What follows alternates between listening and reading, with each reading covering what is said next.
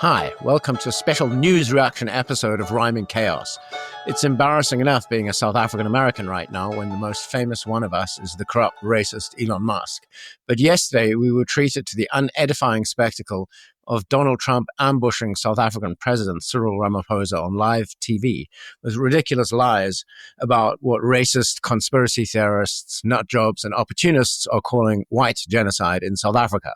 To set the record straight, I called up my friend, the South African investigative journalist, author, and filmmaker Richard Poplak, who is the second guest on Rhyming Chaos and happens to be in Canada right now doing some film work. And I asked him to tell me what's going on. Welcome, Richard.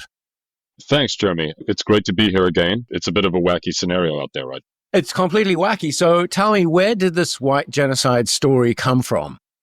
The myth of white genocide in South Africa was generated in South Africa and started to be circulated kind of on the magosphere about 10 years ago. There is no question that rural South Africa, like urban South Africa, is extremely violent. There has been a plague of murders on these isolated farm plots of families and individuals, white and black.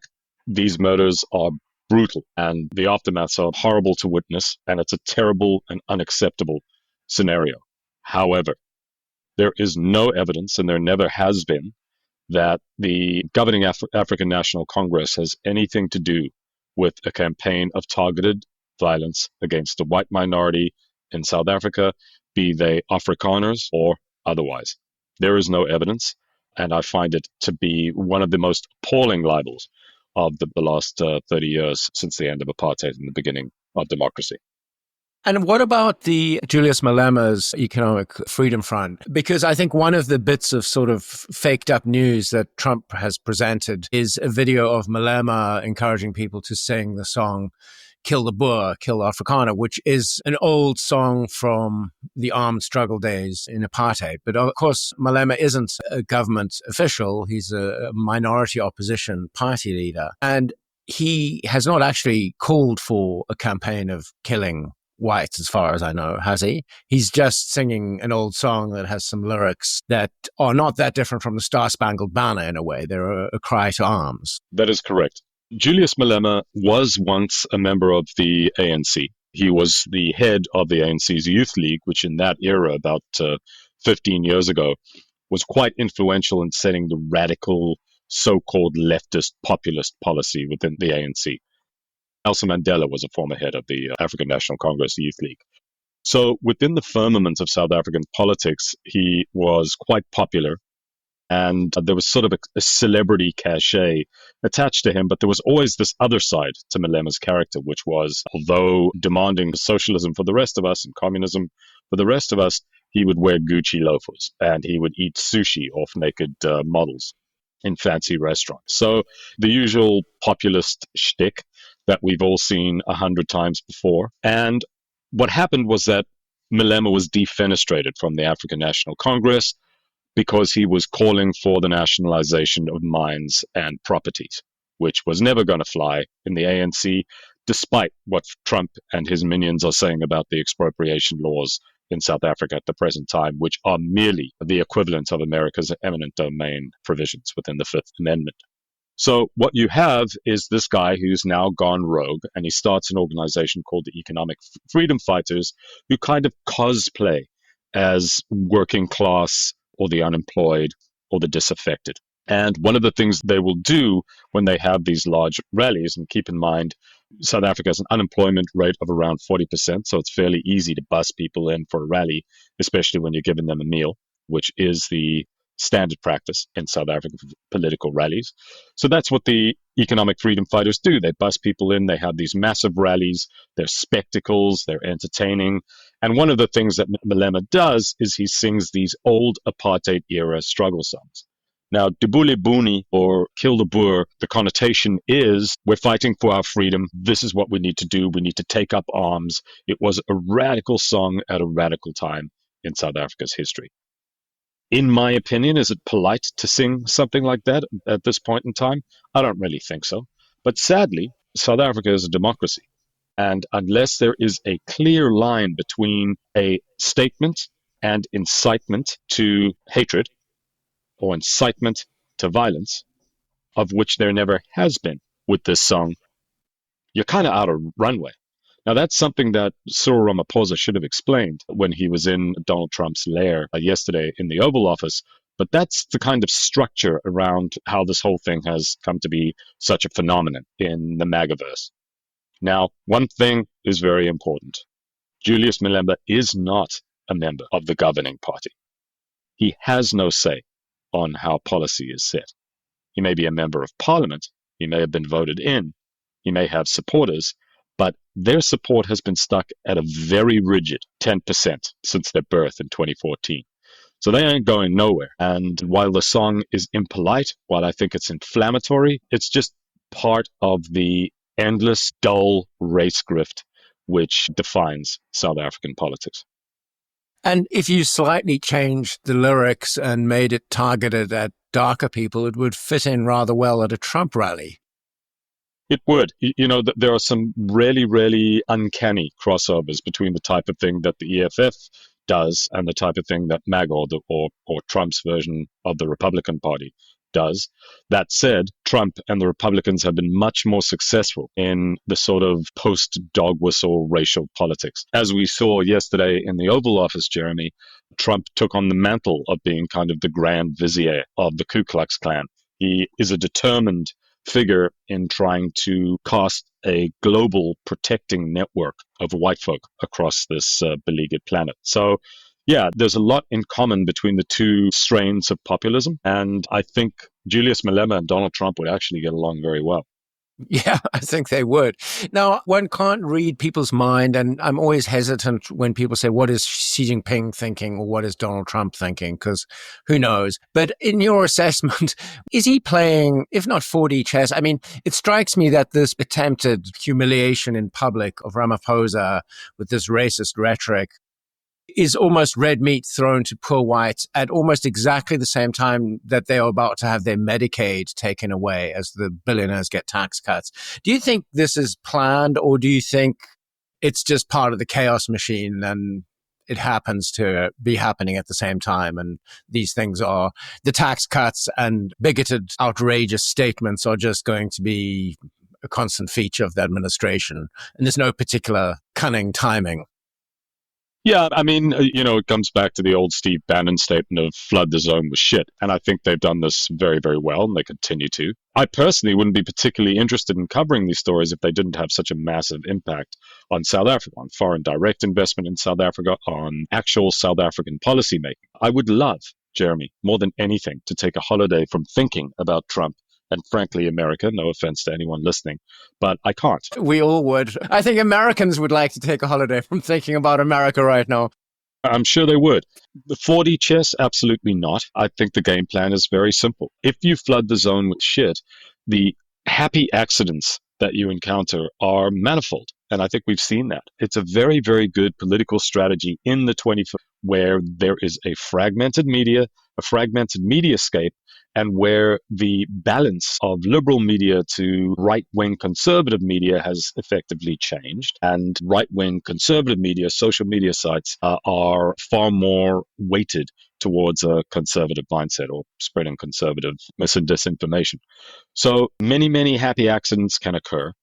What the South African delegation was hoping for yesterday, in my opinion, was to go there, set Trump's mind at ease, bid for a Starlink contract as a bribe for Elon Musk and the Trump administration to come back in and sort of reset the relationship on a business or transactional-minded footing.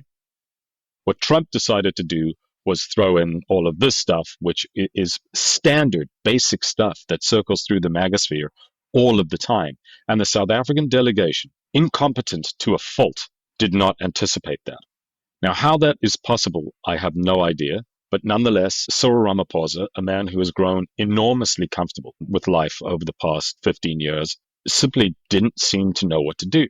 Now, I get that it's a difficult situation, but there absolutely should have been some more forceful pushback against it. Trump seemed to perk up a little bit when white people spoke, and he seems to think golfing is the hardest profession on earth, second to cracking rocks between your knees or something. I don't know what could be harder than golfing, but apparently nothing.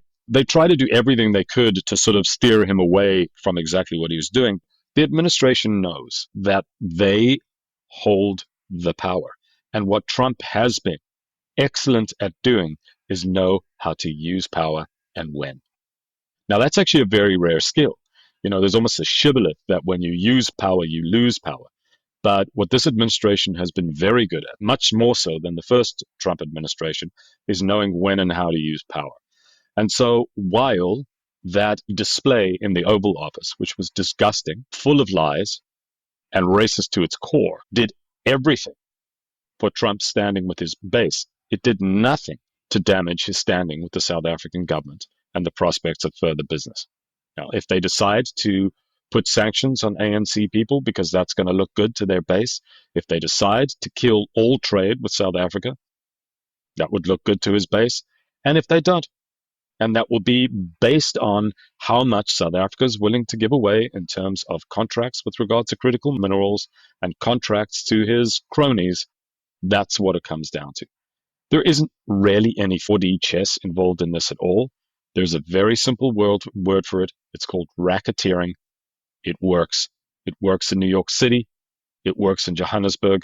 And it works in geopolitics. So you don't have to be a genius to do it. It's a strategy, but it's a gangster strategy. It's an old school gangster strategy. Yeah. What do you think Elon Musk's role in this has been? Because he certainly has been active in whipping up a little bit of a frenzy on Twitter about white genocide. Yeah, absolutely. I mean, Elon comes from a family of white racists. They've done great work in getting the word out on X and on other platforms about all of these, white genocide myths, the notion that the white minority is singled out for damage in any particular way from the government. So yes, he's perpetuated that a lot. He seems to get very emotional when he talks about corporate ownership policies in South Africa and black economic empowerment, which demands, as many, many, many, many countries do, ownership requirements, local ownership requirements when you set up a company in the country. That is almost standard practice in most parts of the world, although not in the United States. So he's very, very invested in promulgating these white supremacist notions of a horribly dangerous and savage black government who is after the blood of the white minority. All right. God, so depressing. Last question for you, Rich. What do you think of the 50-odd people who came to the United States as refugees at the beginning of this month? Or maybe even what do South Africans, what's the buzz in South Africa about these people? The truth about these refugees is that we don't know much about who they are. So I would hazard a guess that they, like many, many South Africans, have experienced quite horrible violence. Maybe, maybe not. Again, I just don't know. I would bet some of them, at the very least, have some terrible stories. But we do know that one of them, whose name was connected to an X account, had been circling the same old MAGA stuff on his account that someone in Tucson or, I don't know, South Carolina would cycle around the internet. In other words, they're very much part of a MAGA mindset. Their refugee status is a joke. They are not singled out for persecution from the government of South Africa. And again, this is just a big white supremacist flex. A good one. Seems to be having the desired effect with Trump's base, I guess, but it is nothing more than that. There is no authenticity to their claims of asylum. If this were a just world, which it is not, they'd be laughed out of the American embassy in South Africa. But here they are. Who knows, Jeremy? They may be your neighbors. They may be. What I'm kind of looking forward to is them discovering the joys of the American healthcare system and folding their own clothes and making their own beds. Yeah. Some of them might end up going back. I would wager that we'll see about half of those folks back in South Africa again. But if you think that they'll have their tail between their legs, you'll be mistaken. It is always, Jeremy, it is always somebody else's fault. Yeah. That is very much how a certain element of South African white society connects very nicely with MAGA. The grievance mentality, the victimhood mentality, it connects. It's always someone else's fault, never yours. Yeah, if they do end up living next to you, I would suggest you have a braai or a barbecue with them, because one thing I can tell you is it'd probably be the best you've ever had in your life. Yeah, that is a fair point. There is one thing that racists, white racists in South Africa usually do quite well, which is barbecue. Yeah, there's a particular delicacy which kind of takes it over the edge, and that's called a broodtjie. which is almost like a toasted cheese that you do on the grill or the braai with all of your 5,000 types of meat. Really knocks it into the next level, puts another 1,500 calories on the plate, and makes everyone smile until they start punching each other in the face. That sounds good. And I've learned to make biltong here, so I can provide some biltong. Wow. Okay. Well, you're basically set up. You're almost Slowly. like a pre-refugee.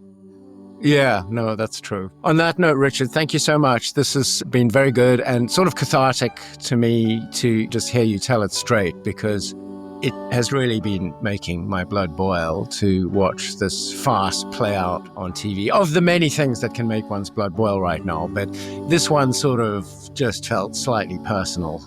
Yes, I'm sure it hit home in an uncomfortable way. In a very uncomfortable way. Okay, thank you, Richard. Well, anytime, Jeremy.